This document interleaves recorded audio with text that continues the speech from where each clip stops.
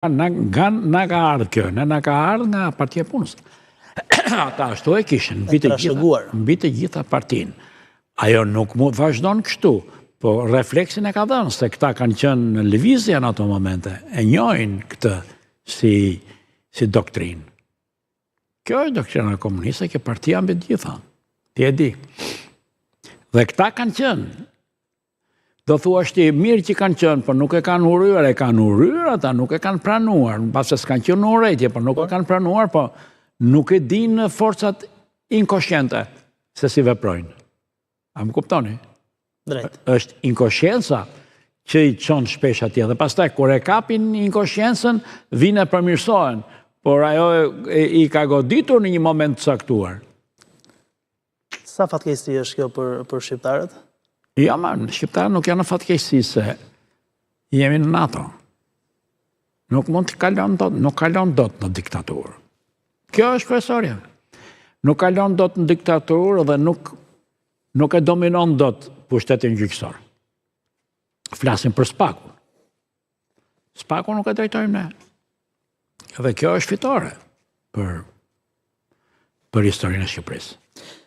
E bët një lidhje të veçantë me situatën vendase me ndërkombëtarët. Nga NATO tek mbështetja që bëjnë në institucionin e Spakut, një gjë e tillë, teksa njëra palë përpiqet që ta ngrejë imazhin e Shqipërisë lart, aktualisht është koincidencë ose jo Partia Socialiste, nga krau tjetër Partia Demokratike me në krye lidershipin e saj zoti Berisha vijon që ta në një farë forme ta baltos, duke marrë përsipër që dhe çka është paraqitur në raportin e Parlamentit Evropian, Berisha thotë është për shkak sepse ne kemi treguar gjithë këqijat që po ndodh këtij vendi. Po.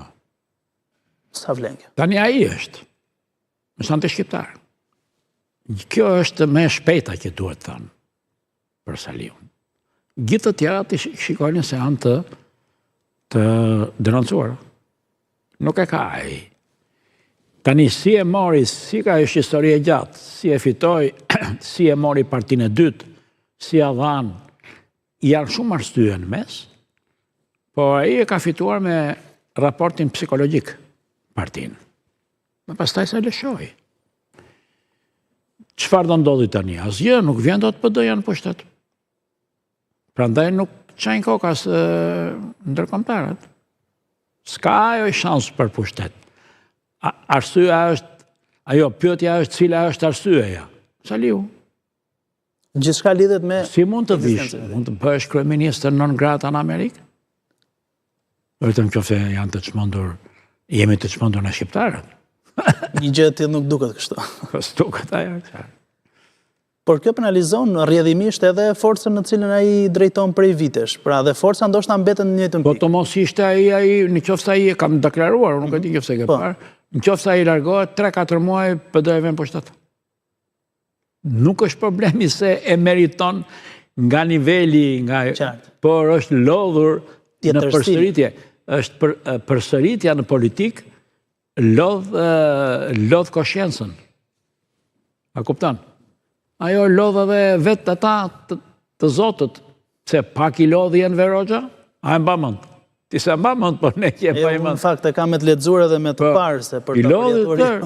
Lodhit të brendshmit, lemë të jashtëm që se shifin dot me sy.